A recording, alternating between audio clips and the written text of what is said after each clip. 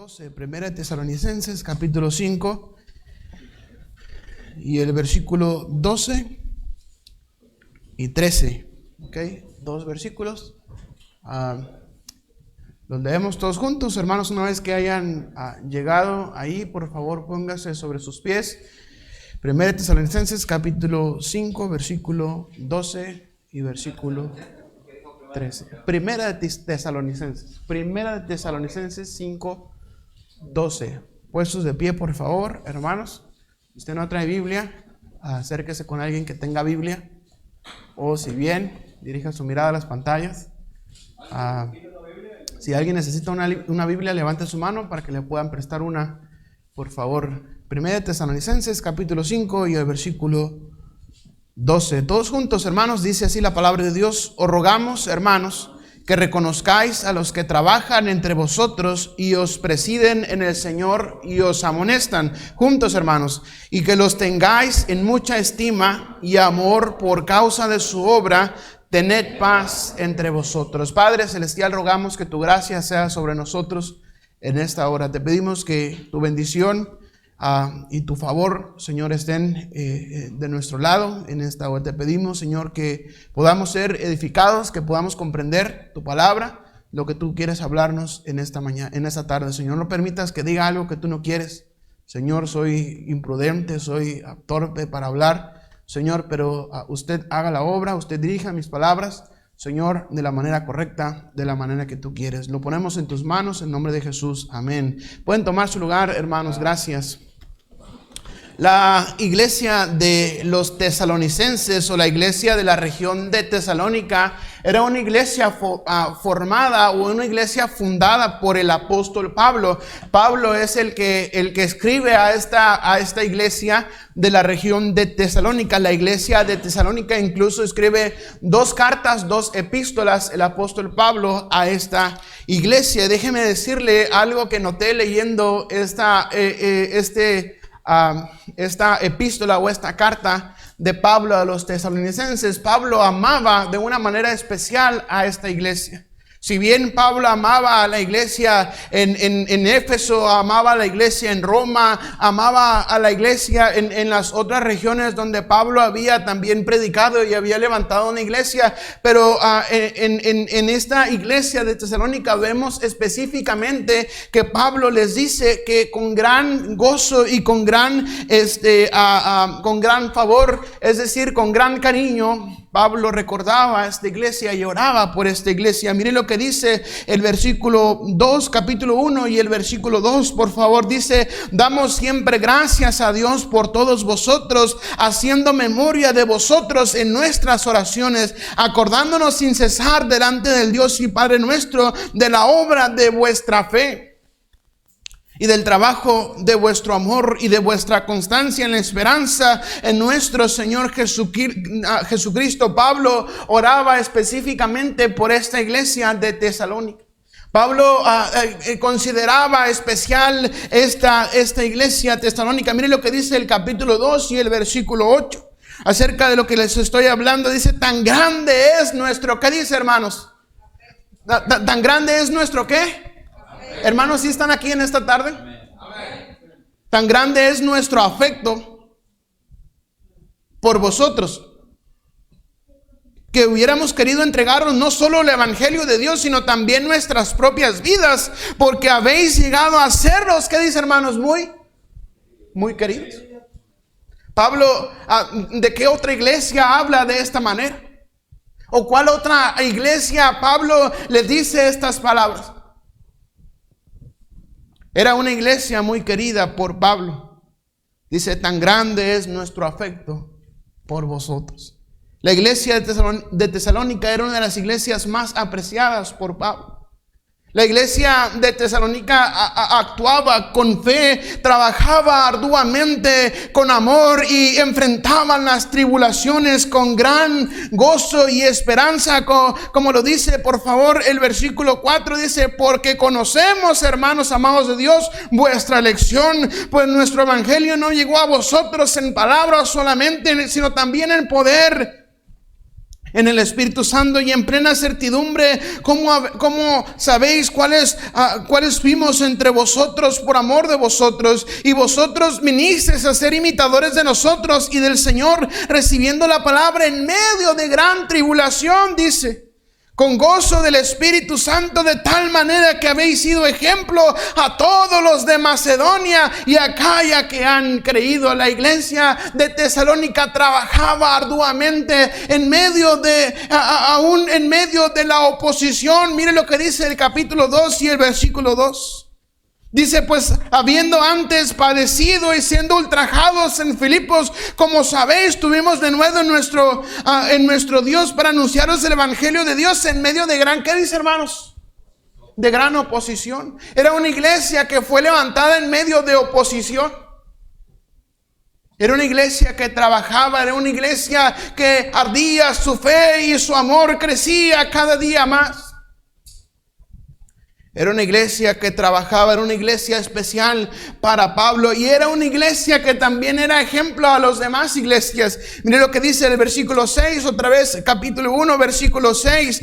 Dice, y vosotros vinisteis a ser imitadores de nosotros y del Señor, recibiendo la palabra en medio de gran tribulación, con gozo del Espíritu Santo. Versículo 7, de tal manera que habéis sido ejemplo a todos los de Macedonia y de Acaya que han creído. En medio de tribulación, en medio de oposición, era una iglesia ferviente, era una iglesia que trabajaba en la obra del Señor, era una iglesia que no ponían en duda los ministerios de Cristo y no ponían en duda el evangelio de Cristo, sino que predicaban y eran ejemplo para las demás iglesias. Era una iglesia que gozaba de buen testimonio en aquella región. Era una iglesia trabajadora, era una iglesia que le echaba ganas, era una iglesia que tenía fuego espiritual, era una iglesia que tenía avivamiento de Dios, que amaban a Dios y predicaban acerca del evangelio de Cristo.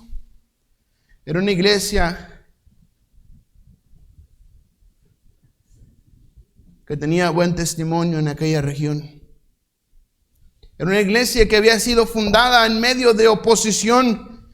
Incluso la palabra de Dios dice que Pablo quería visitar a la iglesia de Tesalónica, a los hermanos, pero que Satanás le había estorbado. Miren lo que dice el capítulo 2, 17 y 18.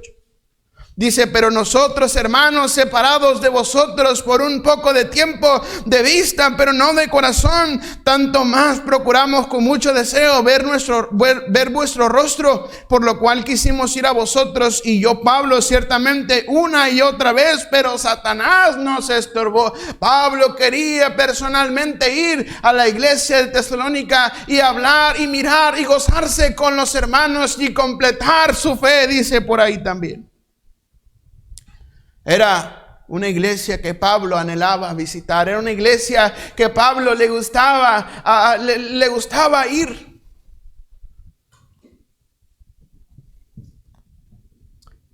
Y también era una iglesia que llenaba de satisfacción el corazón de Pablo, por no decir orgullo, porque el orgullo es pecado, amén.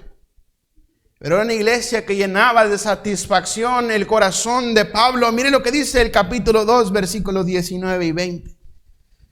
Capítulo 2, 19.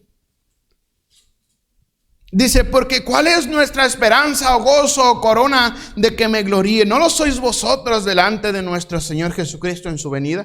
Vosotros sois, ¿qué dice? Nuestra gloria y gozo. Vosotros sois nuestra gloria y gozo. Pablo estaba orgulloso de esta iglesia. Pablo llenaba su corazón de satisfacción. Era una iglesia especial para Pablo. En el capítulo 3 y el versículo 2 incluso vemos que Timoteo, el pastor de Éfeso, también trabajó en esta iglesia. Mire lo que dice ahí, capítulo 3 y el versículo 2. Y enviamos, dice, a Timoteo, nuestro hermano, servidor de Dios y colaborador nuestro en el evangelio de Cristo, para confirmaros y exhortaros respecto a vuestra fe. Timoteo también trabajó en esta iglesia. Pablo, Timoteo, trabajaron en esta iglesia y eran una iglesia especial tanto para Pablo como para Timoteo también.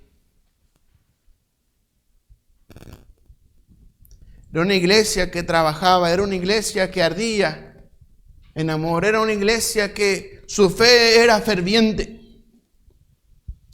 Era una iglesia que trabajaba. En el capítulo 4 encontramos un poco de la exhortación de Pablo. Y no es el punto central, pero no está de más citarlo. Mire lo que dice: por lo demás, hermanos, os rogamos y exhortamos en el Señor que de la manera que aprendiste de nosotros, como os conviene conduciros y agradar a Dios, así abundéis más y más.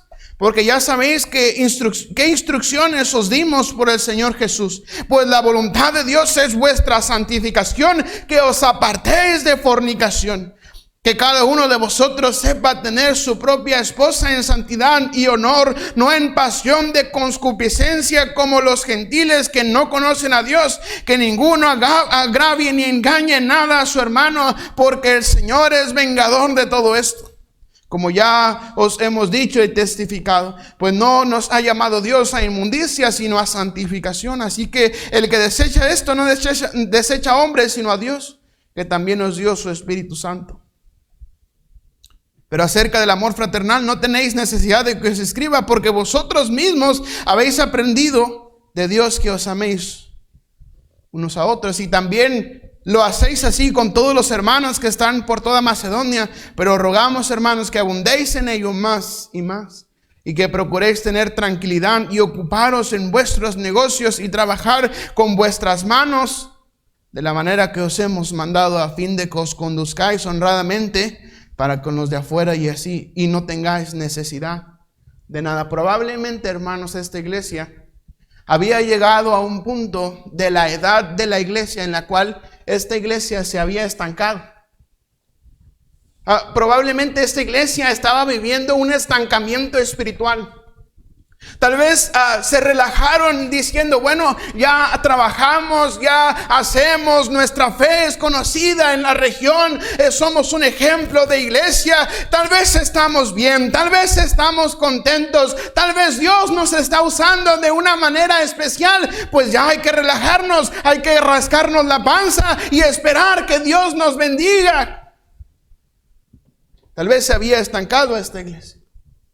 Tal vez por ahí ya estaban permitiendo fornicación, o tal vez ya estaban permitiendo adulterio, o tal vez ya estaban permitiendo tibieza espiritual, o tal vez ya estaban permitiendo pecado en la vida de la iglesia.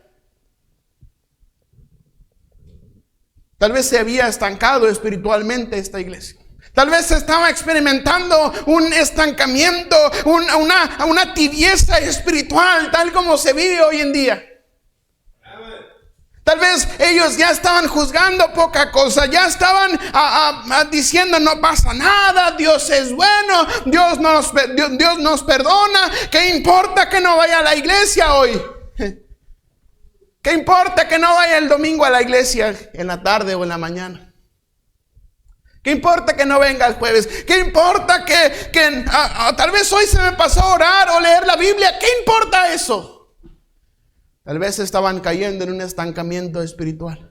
Por eso Pablo habla a la iglesia y les exhorta y les dice: hermanos, por favor, es necesario que abunden más y más. Ustedes saben amar, usted sabe cuál es lo que Dios nos ha mandado a hacer. Ustedes conocen el evangelio de Cristo, hermanos, pero abunden, les ruego que abunden más y más. Porque tal vez ya se estaban enfriando. Tal vez habían sido, como dicen vulgarmente, era una iglesia como de llamarada de petate. ¿Cómo es una llamarada de petate? ¡Fum! Crece y después se apaga. Como, ¿quién de ustedes de niño haciendo travesuras ahí no miraba en el campo un chamizo? Y iba y le ponía lumbre. Y luego ya se iba rodando, ya prendía a otros, y luego el cerro estaba prendido y ya tenían que venir los bomberos, ¿sabes? Digo, yo nunca lo hice, pero tal vez usted sí. Tal vez esta iglesia se estaba estancando espiritualmente. Tal vez esta iglesia se estaba enfriando. Tal vez esta iglesia ya no actuaban como actuaban al principio. Por eso Pablo les dice que abunden más y más.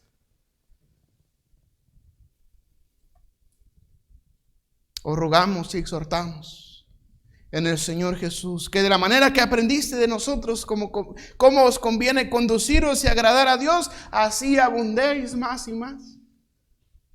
Así abundéis más y más. Si ustedes ya aprendieron, ustedes ya saben cómo deben agradar a Dios, abunden en eso más y más. No lo dejen para mañana, no lo dejen pendiente, no lo dejen ahí como en stand-by, sino abunden más y más cada día.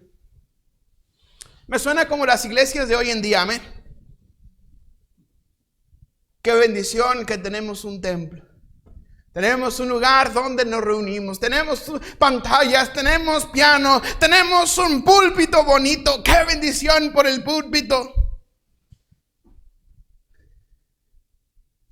Les voy a platicar un dato curioso nada más para despertar su curiosidad. Tal vez ustedes recuerden al hermano Carlos Henderson. ¿Sí? El hermano Carlos Henderson fue salvo a los pies de este púlpito. Amén, pastor. Un poco renovado, pero la estructura es la misma y el valor sentimental es el mismo. Qué bendición, tenemos un púlpito, tenemos pantallas, tenemos un piano, tenemos loseta en el piso, tenemos sillas donde sentarnos y no tenemos que sentarnos en cubetas, no tenemos que sentarnos en bloques, no tenemos que poner un barrote ahí en 2 cubetas para sentarnos, hermanos, tenemos sillas para sentarnos. Tal vez la iglesia de Tesalónica era una iglesia que lo tenía todo, así como nosotros. Amén. No dicen amén porque ya saben para dónde va la pedrada, amén. Era una iglesia que tal vez lo tenía todo. Era una iglesia que se jactaba de su servicio a Dios. La iglesia de Tesalónica era una iglesia que probablemente se había estancado espiritualmente. Y tiene que aparecer el apóstol Pablo y regañar, exhortar a esta iglesia y decirles: como ustedes ya saben agradar a Dios, así abunden más y más. Como ustedes ya saben amar a su prójimo, así abunden más y más. Como así ya saben ustedes trabajar, así abunden más y más. Probablemente se había estancado.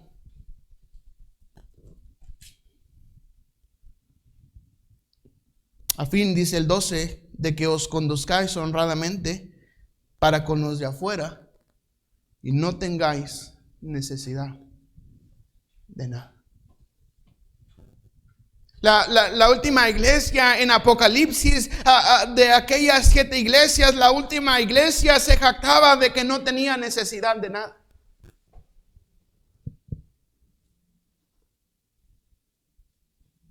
Ellos decían: yo soy rico y de ninguna cosa tengo necesidad. Dios les dijo: ¿no sabes que eres un miserable, desventurado, pobre, ciego y desnudo? Tú dices que lo tienes todo, pero no tienes nada. Tú dices que todo lo has conseguido con tu esfuerzo, pero realmente no tienes nada.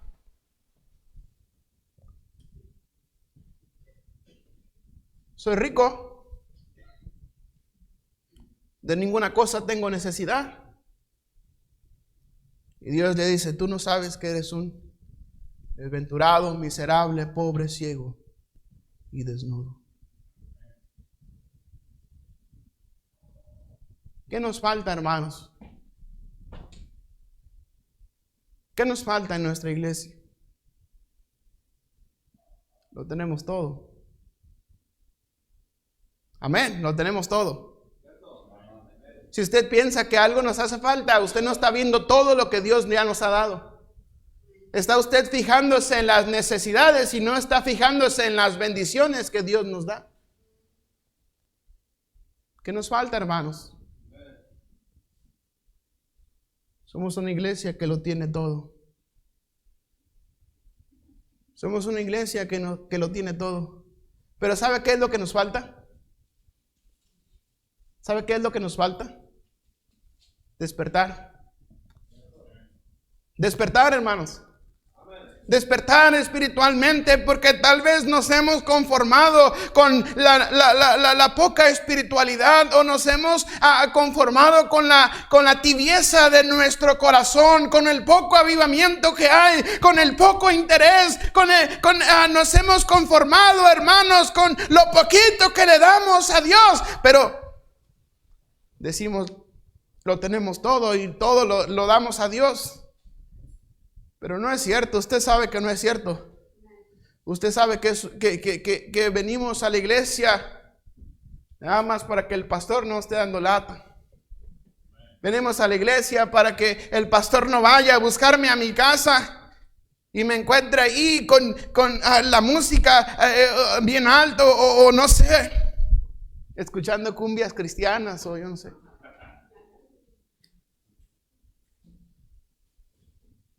¿Qué nos falta, hermanos? Esta iglesia de Tesalónica era una iglesia que lo tenía todo. Pero una iglesia que probablemente se había conformado. Se había estancado espiritualmente. Los veo así como que el hermano está bien loco, no sé qué le pasa. En la mañana les decía a los jóvenes que desde que salí del instituto, en ocasiones Dios me ha permitido predicar, y en todo ese tiempo he aprendido a leer las miradas de la gente. Yo sé cuando a usted no le interesa la palabra de Dios. Yo sé cuando me está poniendo atención. Y sé también cuando me está tirando a Lucas. Amén. Eso es un don que los predicadores tenemos. Amén, pastor. Amén, hermano Pedro.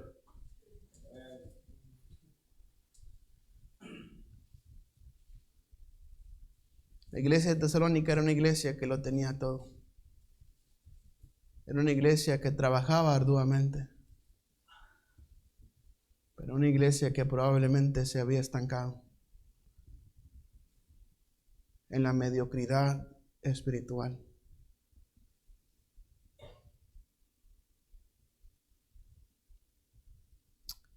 ¿Qué parecidos somos a la iglesia de Tesalónica?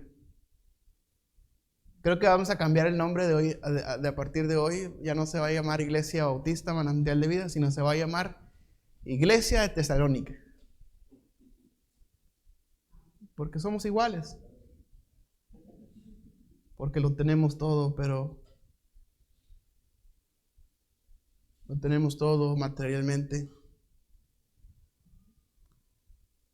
Pero qué tan lejos estamos de la realidad de una iglesia espiritual. Amén. O tal vez ni siquiera seamos dignos de ponernos el nombre de Tesalónica, porque tal vez los hermanos de Tesalónica trabajaban aún más ardientemente y aún más ferviente, y su fe crecía cada vez más, y su testimonio era visto en toda la región. Tal vez nosotros no le llegamos ni a los talones a Tesalónica. Creo que mejor lo dejamos Manantial de Vida.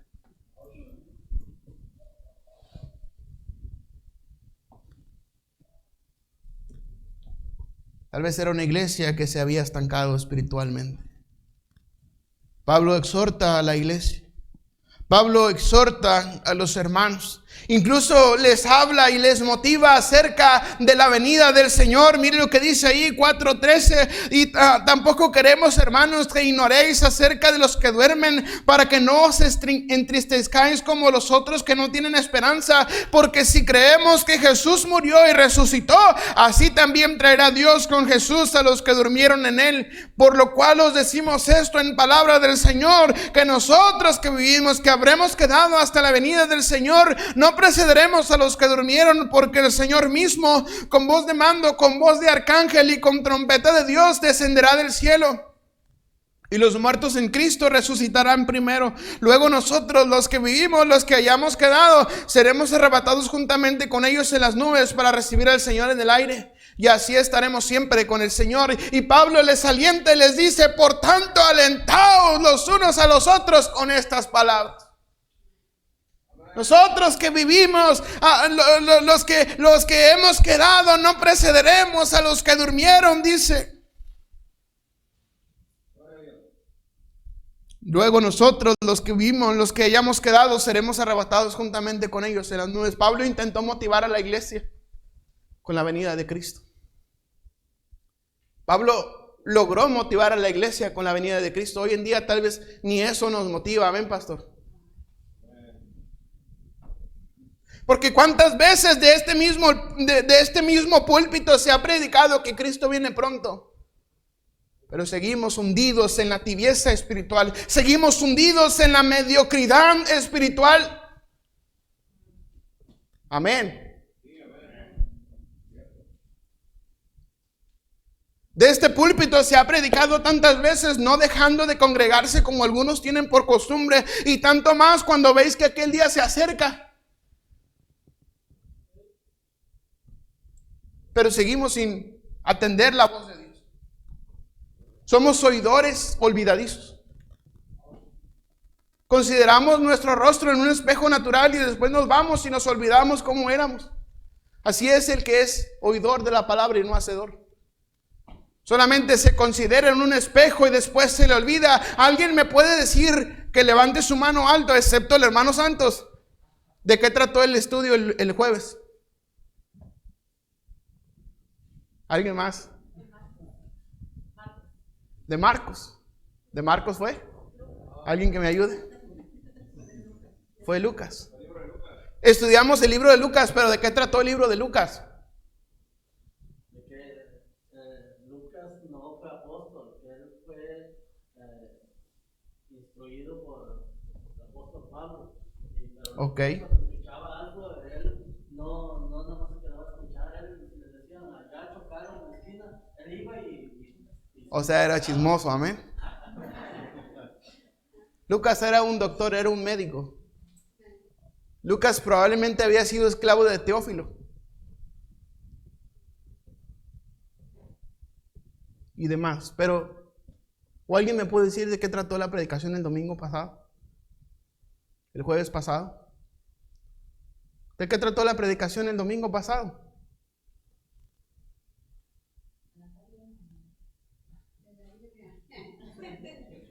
En la mañana, en la tarde no hubo servicio. ¿Alguien me puede decir de qué trató la predicación el domingo? En Mateo, que se ganaron un premio, el que iba de hacer todo lo que los hombres. ¿Esto fue la escuela dominical? Ajá. La regla de oro. La predicación el domingo. Fue la escuela dominical. La predicación del domingo, ¿de qué trató, hermanos?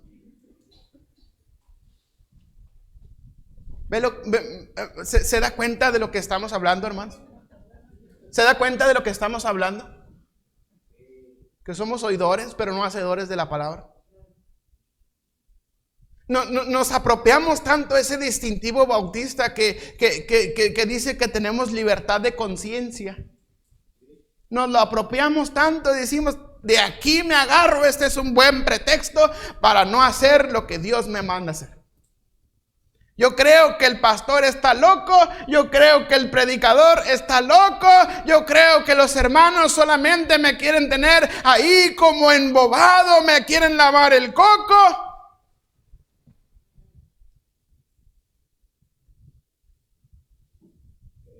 Amén.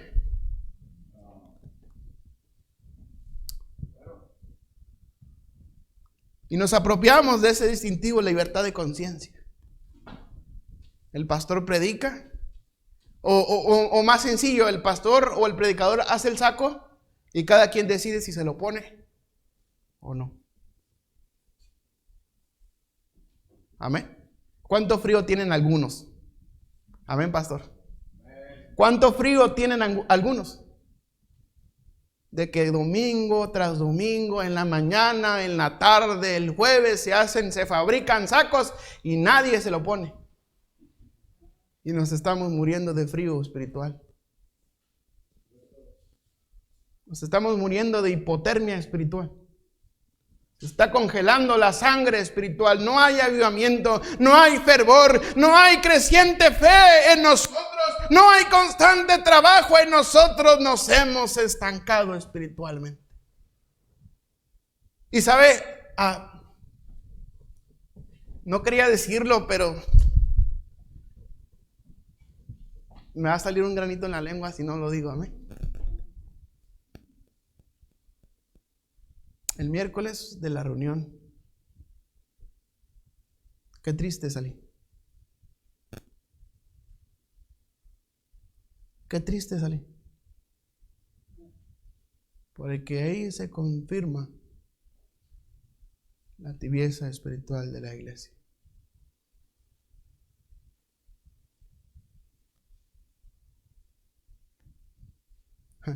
Cuando miramos la cifra del costo de la conferencia nos espantamos. 45,000 pesos. Y todavía se desglosó en qué se van a gastar esos 45,000 pesos que no tenemos, pero creemos firmemente que Dios lo va a proveer. Boletos de avión, hotel para los predicadores, comidas, ofrendas de amor para los predicadores, transportes, carpas, mesas, sillas.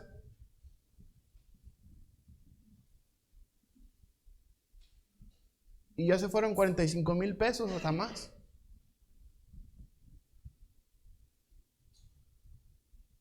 Ay, el pastor, yo no sé para qué el pastor hace conferencias.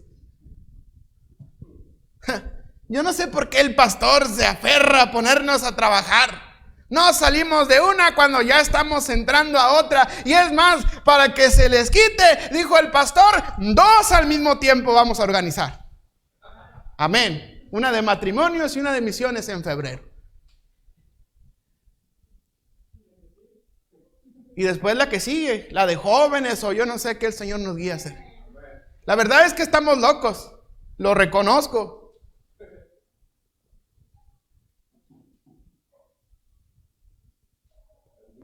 Porque ese día que el pastor predicó el sermón que no se predicó, sabe que Dios me habló. Y el pastor mencionó en la predicación que era el propósito hacer una conferencia. Y dije yo, ¿por qué no empezamos de una vez?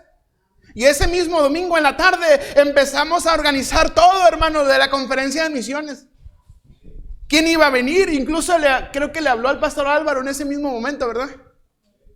Pastor Álvaro dijo, sí, pastor, yo quiero ir. Al siguiente día habló, el lunes habló el pastor con el pastor Wilber, con el pastor Walker. Los dos dijeron que sí. Así que ya no nos podemos rajar. Amén. Porque ya están confirmados los pastores que van a predicar.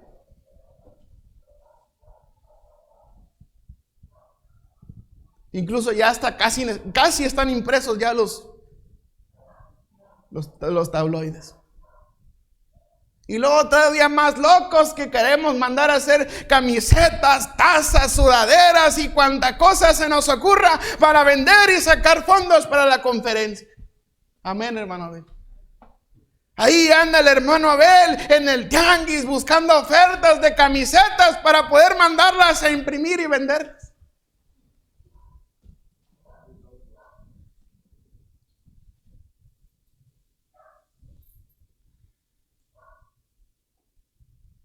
Qué locos estamos, amén. ¿Cómo que vamos a ayunar toda la semana, pastor? Se le botó la canica, voy a adelgazar. Yo creo que nos hace falta, amén.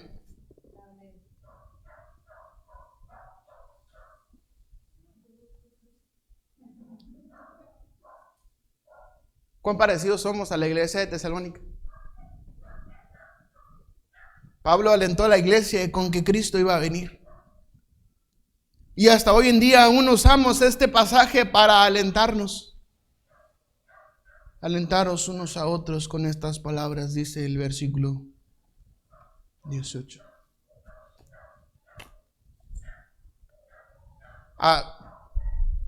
Qué grande es Dios, amén, hermanos. Amén. Qué grande es Dios. Dios es soberano, amén, hermanos. ¿Sabe que esto es la introducción? Todo esto fue gratis. El tema central de esta tarde está en el versículo 12. Os rogamos, hermanos. Capítulo 5, versículo 12. Os rogamos, hermanos, que reconozcáis a los que trabajan entre vosotros y os presiden en el Señor y os amonestan. Y que los tengáis en mucha estima y amor por causa de su obra. Esta palabra reconozcáis quiere decir ver. Quiere decir observar, hermanos. Que reconozcáis quiere decir ver, observar. Quiere decir mirar, contemplar. ¿A cuántos de ustedes les gusta mirar o contemplar la noche estrellada? ¿A cuántos les gusta contemplar el atardecer?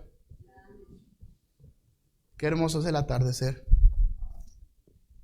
O qué hermosa es la aurora de la mañana, amén.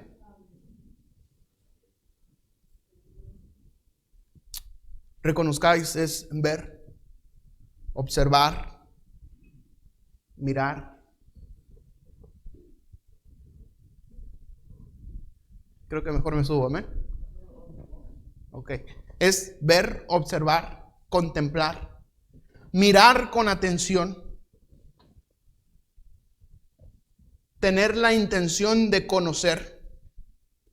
Quiere decir mirar el interior. Quiere decir también examinar. Reconozcáis quiere decir también mirar cara a cara. Y entre tantos sinónimos de esta palabra reconozcáis o reconocer también, perdón hermanos, también quiere decir conversar con. Pablo exhorta a la iglesia de Tesalónica y les dice: os rogamos, hermanos, que reconozcáis. Es decir, que ustedes vean, que ustedes observen, que ustedes miren adentro de, que ustedes contemplen, hermanos, a los que os presiden, a los que trabajan en el Señor y os amonestan, y que los tengáis en mucha estima y amor por causa de su obra. Que reconozcáis a los que trabajan. Que reconozcáis a los que trabajan, hermanos. Pablo exhortó a la iglesia de Tesalónica y les dijo: yo les ruego, hermanos, como su padre espiritual, les ruego que consideren ustedes, que contemplen a los hermanos que trabajan entre vosotros y que os presiden en el Señor. Y os amonestan. Y os amonestan. ¿En qué estima tiene usted, hermano, a quien trabaja para el Señor en esta iglesia? ¿En qué estima tiene usted? ¿O en qué concepto tiene usted a quien trabaja para Dios en esta iglesia?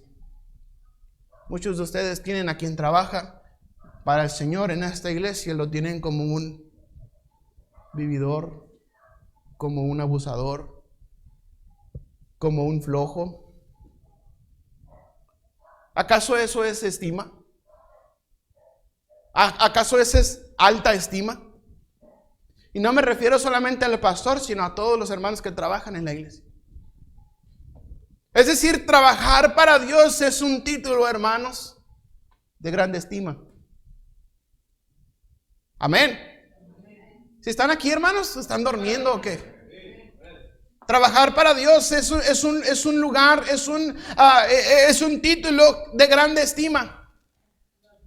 Ser siervo, ser llamado siervo de Dios es un título mejor que ser licenciado, que ser abogado, que ser ingeniero, que ser mecánico, que ser astronauta de la NASA, que ser policía o soldado. Ser siervo de Dios es mejor. Es de más estima. Consideramos a los policías, consideramos a los bomberos como héroes. El heroico cuerpo de bomberos. Reconocemos a los doctores como héroes cuando salvan una vida. Reconocemos a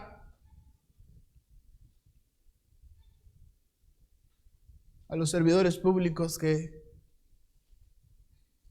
miran por el bien del pueblo. Ya sea diputados, senadores, regidores, presidentes, yo no sé. Algunos de ustedes veneran más a los políticos que a Dios. Y no me meto ya con partidos porque me crucifican luego. Algunos de nosotros tenemos en más alta estima a quien tiene un trabajo secular que a los que trabajan para Dios. Algunos de nosotros tenemos en más estima al maestro o a la maestra de los niños que a los que trabajan para Dios.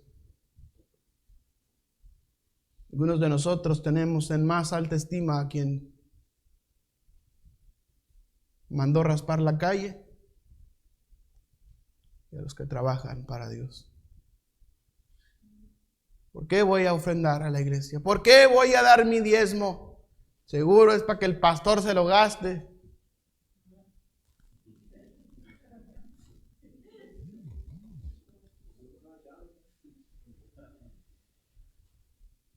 Cuánta tibieza espiritual, cuánta mediocridad espiritual hay, hermanos. Amén. Yo sé que muchos de ustedes me están tirando a Lucas. Pero si a Jesús con su predicación muchos lo tachaban de loco, imagínense a mí que sí estoy loco. Así que es un consuelo, amén, pastor. Es un consuelo.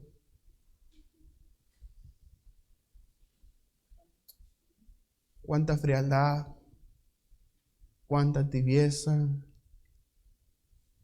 cuánta falta de amor por la obra de Dios prevalece hoy en día.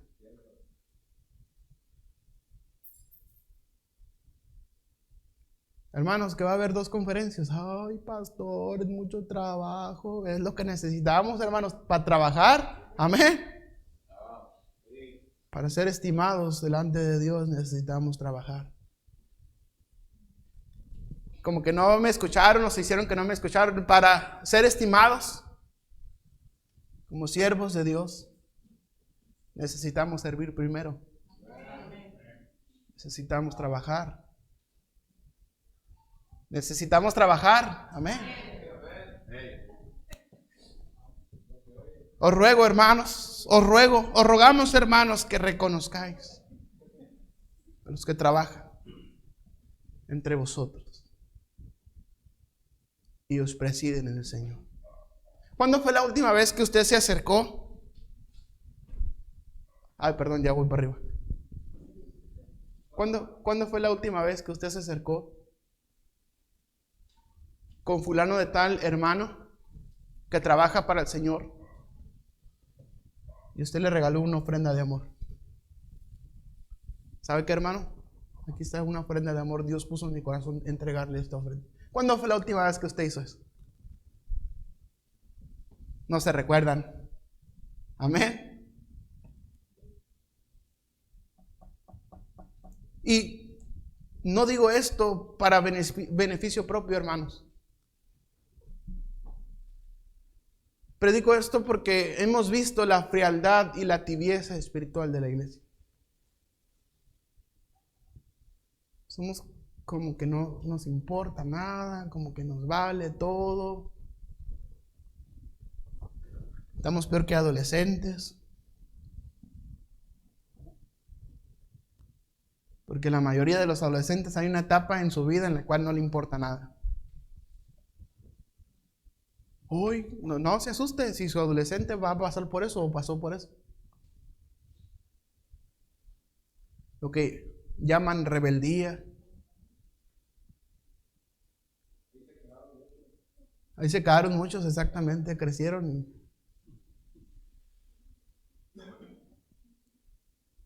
Pero no es rebeldía, hermanos. Es falta de Dios.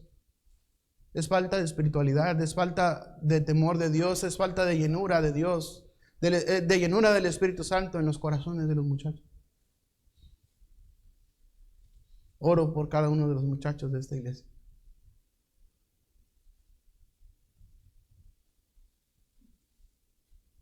Qué tibios estamos. Amén. Todavía dicen amén. Qué lejos estamos. Os ruego, hermanos, os rogamos, hermanos, que reconozcáis a los que trabajan y os presiden el Señor y os amonestan. Sí, pero ¿qué hacemos cuando nos amonesta la palabra de Dios, hermanos?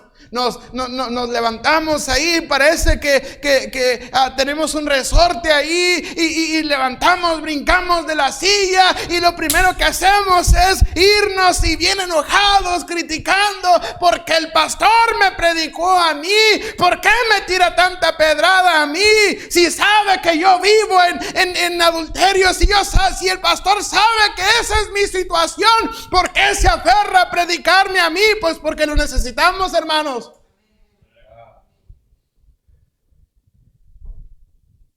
Eso no es tener en alta estima a quien le amonesta. Amén.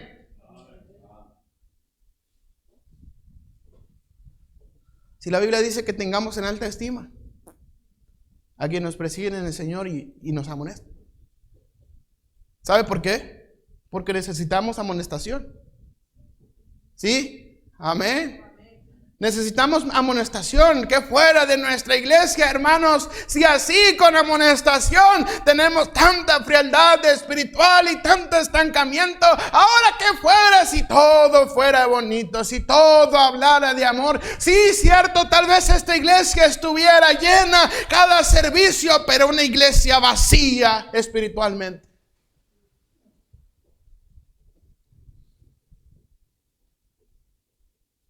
Que tengáis en alta estima a los que presiden en el Señor y a su amonestan.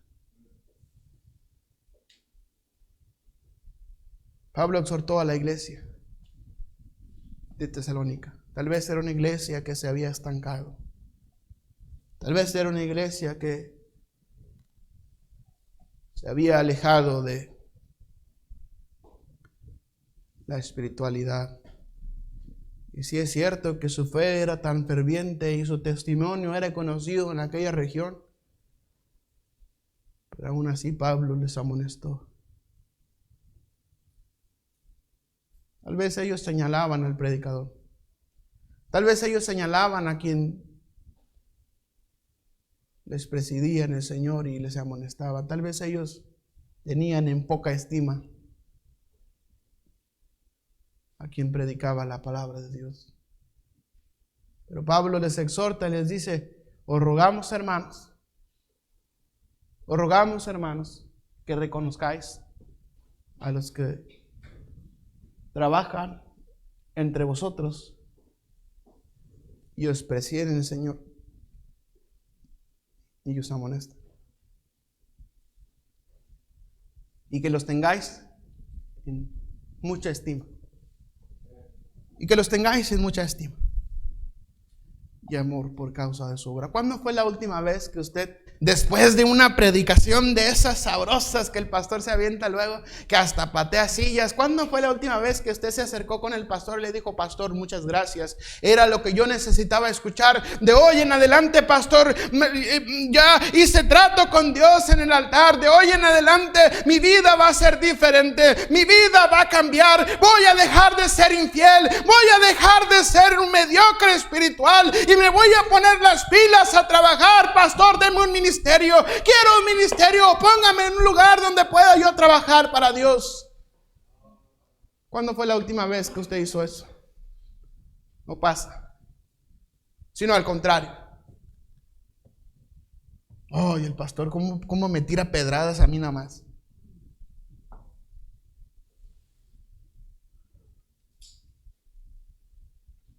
Ay, el pastor, ¿cómo? Parece que la trae contra mí el pastor.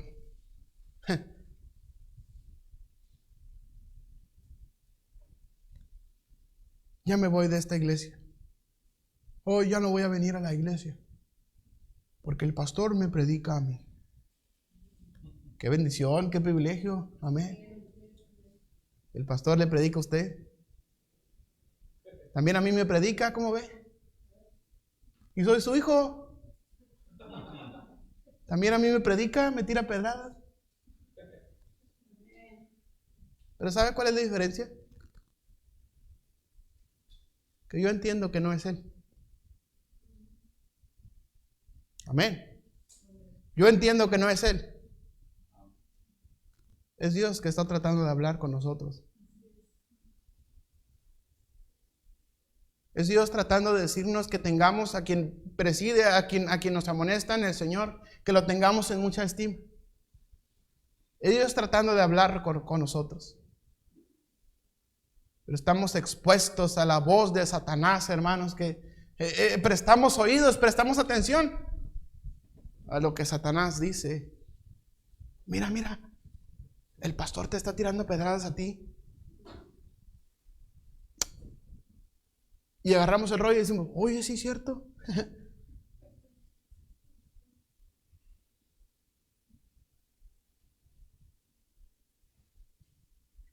Yo he hablado con gente, hermanos, que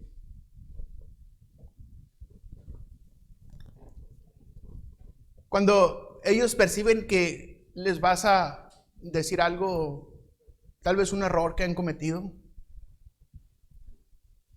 ¿sí?, lo que hacen es autoprotegerse. ¿Sí? Como las tortugas. ¿Cuántos de ustedes han tenido una tortuga de mascota? Una tortuga de mascota. ¿Sí?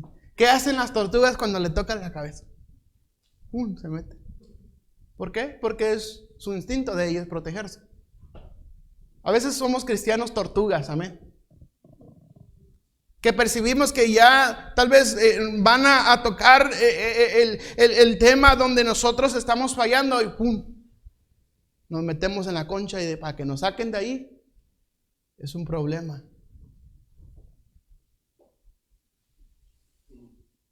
Como que no les está gustando la predicación hoy, amén.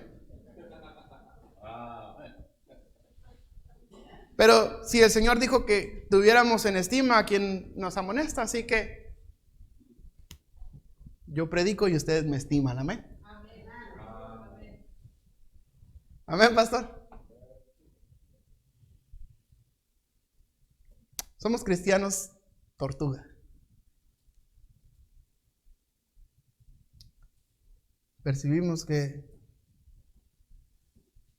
van a tocar donde yo estoy mal. Y rápidamente escondo la cabeza. O somos, bueno, no sé si sean las avestruces o las garzas, no sé cuál de esos animales luego meten la cabeza en la tierra. ¿La avestruz? Algunos somos cristianos tortugas y otros somos cristianos avestruz. Yo creo que los que estamos más gorditos somos avestruz. No es mi intención ofenderle, hermano.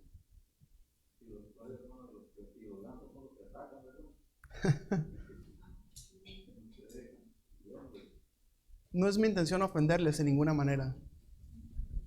Lejos esté de mí compararles, hermanos, o que ustedes se sientan comparados con un animal. No, no es la intención. Pero ¿cuánto nos asemejamos a veces?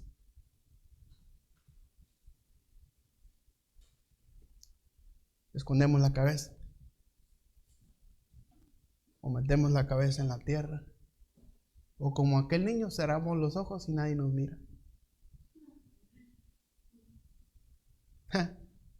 Y lo peor es que nos creemos eso, que cerramos los ojos y nadie nos mira.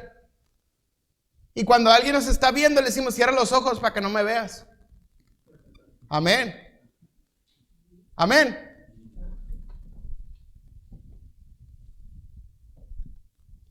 ¿Cuánto se ha convertido la iglesia en un entretenimiento? ¿Cuánto se ha asemejado a la iglesia, al cine o al circo? ¿Cuánto se ha asemejado la iglesia a una pérdida de tiempo?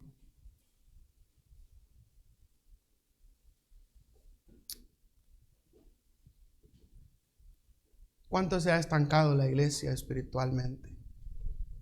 Os rogamos, hermanos, que reconozcáis a los que trabajan entre vosotros y os presiden en el Señor y os amonestan, y que los tengáis en mucha estima y amor por causa de su obra.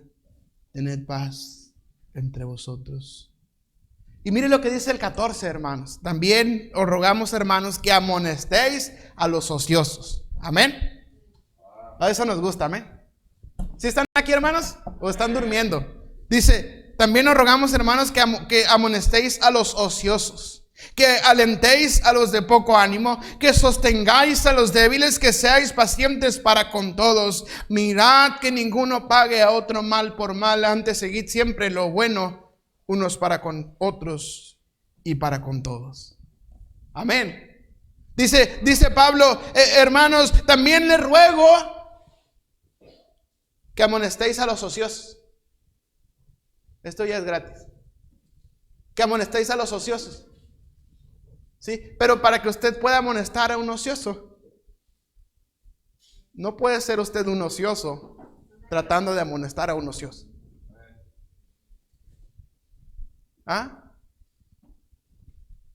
Es como un ciego diciéndole a otro ciego que mire. Oye, mira. Si usted es un ocioso, no puede usted amonestar a un ocioso. Pero si quiere usted amonestar a un ocioso, póngase a trabajar. Amén. Para que pueda usted amonestar a los ociosos, póngase a trabajar.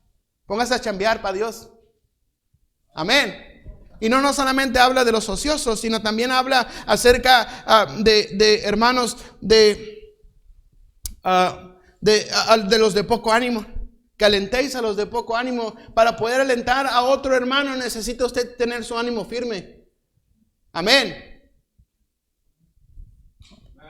¿Qué pasa? No sé, me da como sensación. Ansiedad. Me da ansiedad que me vean así. Yo creo que tal vez hablamos del amor, o tal vez hablamos del amor fraternal, o del cielo, lo maravilloso del cielo. O tal vez hablamos de Salomón o de los salmos. Amén. ¿Cuánta exhortación también hay en los salmos, hermanos? Amén. Bueno, tal vez eso lo dejamos para otro día. No solamente habla de los ociosos, también los de poco ánimo. Dice que sostengáis a los débiles. ¿Cuántos de ustedes sostienen a los débiles? Que despertéis a los que se duermen en el servicio. Amén, pastor. Bueno, no dice, pero lo podemos parafrasear. Que alentéis a los de poco ánimo, lo podemos parafrasear con que despertéis a los que se duermen en el servicio. Amén. Hermanos, a veces lucho con Dios cuando Dios me da este tipo de mensajes. Nunca pretendo cuestionar a Dios en su palabra, pero a veces digo, Señor, se van a enojar conmigo. Señor, me voy a sentir mal cuando me baje de predicar, me voy a sentir mal. Señor, no te cuestiono, Señor, pero tal vez tú quieras que pase de mí esta copa. ¿Por qué? ¿Por qué, Señor, me pones a predicar de esto? Dame un tema de amor, dame un tema del cielo, o de que tú nos amas mucho. No, mijo, eso ya lo saben. También saben que deben trabajar para mí, pero no lo hacen, así que recuérdales. Está bien, Señor, tú mandas. Y pues, aquí estoy, recordándoles, amén. Recordándonos a nosotros mismos, recordándonos a la iglesia, que reconozcamos a los que trabajan en el Señor. Y si usted quiere reconocimiento, trabaje para Dios. Mucho trabajo hace bien. Ya hay mucho trabajo, hermanos. Tal vez usted no se siente útil. Pero déjeme decirle que en la obra de Dios todos servimos.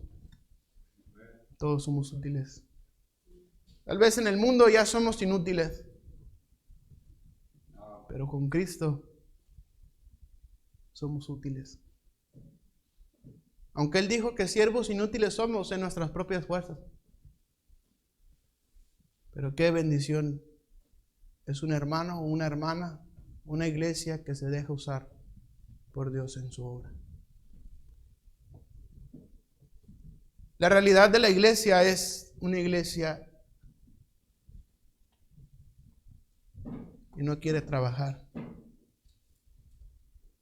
No solamente de esta, globalmente hablando. Cuando vamos a las conferencias, ¿cuál es el grupo mayor? Los laicos. Los que van y se sientan y escuchan. Y ya no hay más. Pero un pequeño grupo salen como líderes o como pastores, misioneros, evangelistas.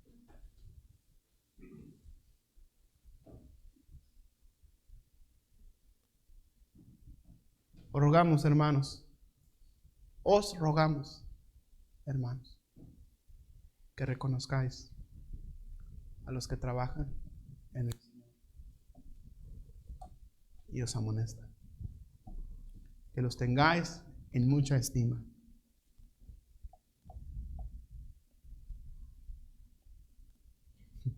Oremos. Padre, gracias te damos porque tú eres bueno.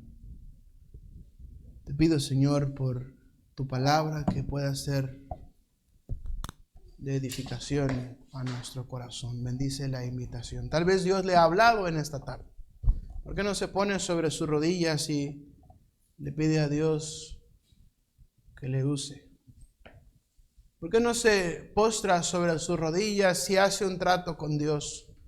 Tal vez el mundo le ha dicho, le ha hecho creer que usted ya no sirve, pero en las manos de Dios usted puede hacer grandes cosas para Él. Como aquel ancianito que dedicó toda su herencia a imprimir folletos, diseñar su propio folleto, cómo ser salvo. Hasta el final, trabajando para el Señor. Y su hijo, hasta el final, con cáncer terminal, trabajando para Dios. Y el hijo de su hijo, un joven trabajando para el Señor, tomando la batuta, tomando el legado, tomando el cetro en la carrera. Tal vez Dios le ha hablado a usted en esta tarde, tal vez Dios le está llamando a usted para servirle de tiempo completo. Tal vez usted está sintiendo el llamado de Dios, tal vez Dios le está llamando, tal vez usted está escuchando, más que sentir, escuchar el llamado de Dios. Dios le está diciendo, yo quiero que tú me sirvas de tiempo completo. ¿Habrá alguien así? Tal vez habrá alguien así, alguien que quiera servirle al Señor, alguien que pueda dedicar su vida entera a servirle al Señor. ¿Habrá alguien así? La Biblia dice que Dios ocupa obreros. Cristo está buscando obreros. Cristo está buscando obreros. Cristo está buscando pastores. Cristo está buscando misioneros. Cristo está buscando evangelistas. Cristo está buscando maestros. Cristo está buscando directores de escuelas cristianas. Cristo está buscando maestros cristianos. Cristo está buscando licenciados cristianos. Cristo está buscando abogados cristianos. Cristo está buscando ingenieros cristianos.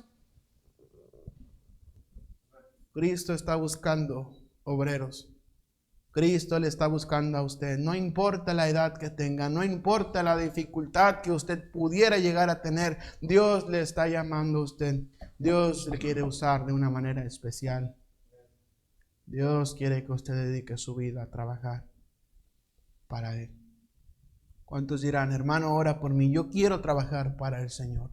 Amén. Que Dios le bendiga, hermana. Dios le bendiga. Dios le bendiga. Qué bendición. Tal vez habrá alguien más. Tal vez habrá alguien más. Tal vez habrá alguien más. Ustedes que levantaron su mano, ¿por qué no se arrodillan al Señor? ¿Por qué no le piden al Señor que le use de una manera especial? ¿Habrá alguien más? Tal vez habrá alguien más. Tal vez un joven, o tal vez una señorita, tal vez un niño o una niña, tal vez un hermano o una hermana, tal vez un ancianito o una ancianita. Tal vez Dios le está llamando a usted. Tal vez Dios le está llamando a usted. Tal vez Dios te quiere usar. Joven, tal vez Dios te quiere usar en tu escuela. Joven, tal vez Dios te quiere usar en tu colonia. Tal vez Dios te quiere usar en tu trabajo. ¿Habrá algún joven? ¿Habrá alguna señorita que diga: yo en esta tarde me rindo a Cristo? Yo en esta tarde rindo mi voluntad a Dios. Ya no soy más yo, ahora quiero que Cristo sea en mí. ¿Habrá algún joven, alguna señorita, algún niño o alguna niña? Tal vez habrá algún adulto.